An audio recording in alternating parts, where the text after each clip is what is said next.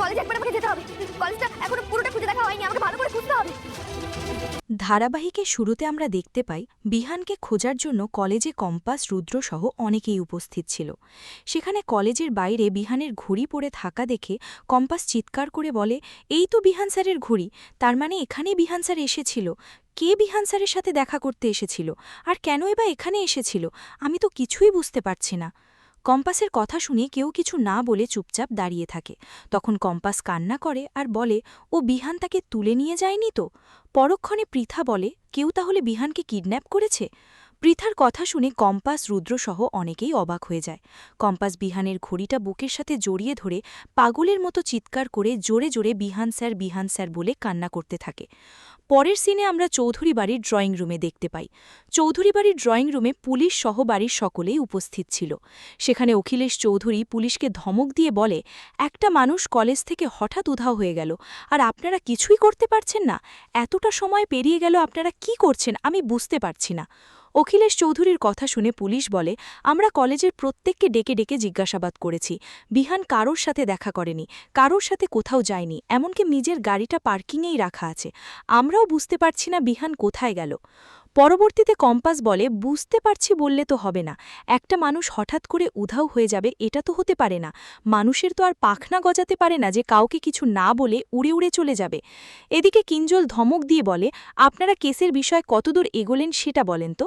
তখন পুলিশ বলে, আমরা কলেজের চারপাশ অনেক ভালো করে খুঁজে দেখেছি, তাছাড়া নিখোঁজের বেশি সময় তো এখনও পার হয়ে যায়নি, আমাদের একটু সময় দিন। এদিকে ঋতুজা বিহানকে খুঁজে না পাওয়ায় অঝরে কান্না করতে থাকে। তখন ঋষিকা বলে, জ্যাম্মা তুমি এভাবে কান্না করে ভেঙে পড়ো না, তোমাকে তো শক্ত হতে হবে, তুমি প্লিজ এত কান্না করো না জ্যাম্মা। পরের দৃশ্যে ঋতুজা পুলিশকে বলে, আপনারা যত দ্রুত সম্ভব আমার ছেলেকে খুঁজে বের করুন।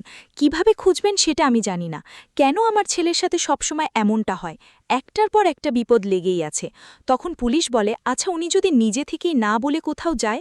পরক্ষণে ঋতুজা বলে, আমাদের বাড়ির ছেলেমেয়েরা অথবা আমাদের বিহান কখনোই এমন ইনরেসপন্সিবিলিটি কাজ করতে পারে না। অন্যদিকে মোহিনী মনে মনে বলে, বিহান কোথায় গেল এটা তো ভাবার বিষয়, যেহেতু আমি এর মধ্যেই ইনভলভ নিই, তাহলে মুক্তি কিছু করল না তো? মুক্তিকে আমার একদম বিশ্বাস নেই।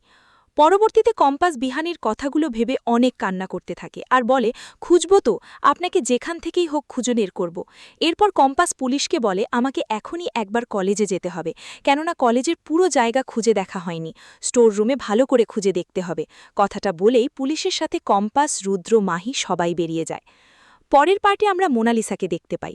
মোনালিসা পড়ার টেবিলে বসে বলে, আর কয়েকটা ঘণ্টা, তারপরে কম্পাস প্রশ্নপত্রের জন্য ফেসে যাবে।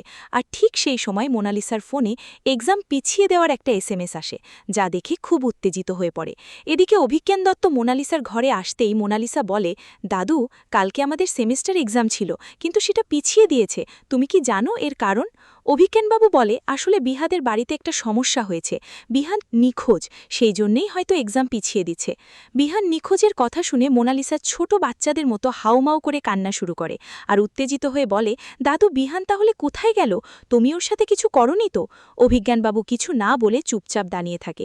তখন মোনালিসা বলে, যে করেই হোক বিহানকে খুঁজে আনতে হবে, আমি বিহানকে ছাড়া বাঁচতে পারবো না। মোনালিসা এটাও বলে যে, দাদু, মুক্তিমাসি কিছু করল না তো? অবশ্য মুক্তিমাসি তো এইসব কাজ করাই এক্সপার্ট, এমনকি কথা লুকানোর বেলায়ও এক্সপার্ট। একটু পর ঘুরিয়ে আমরা কম্পাসকে দেখতে পাই। কম্পাস, রুদ্র এবং বাকি সবাই কলেজে এসে স্টোর রুমে খুঁজতে থাকে। সেখানে দেওয়ালের গায়ে ডাস্ট লেখা দেখে কম্পাস ভাবতে থাকে, এটা কি হতে পারে। অনেকক্ষণ ভাবার পরে কম্পাস ডাস্টবিন কথাটা খুঁজে বের করলে মাহি, রুদ্র জিজ্ঞেস করে, বিহান এটা কেন লিখতে যাবে, এটা কি বোঝাতে চাচ্ছে? শেষ পর্যায়ে আমরা দেখতে পাই কলেজের সিকিউরিটিকে কলেজের শেষে ফুটেজ দেখাতে বললে সমস্ত সিসি ফুটেজ দেখালেও বিহানের রুমের কোনো সিসি ফুটেজ পাওয়া যায় না।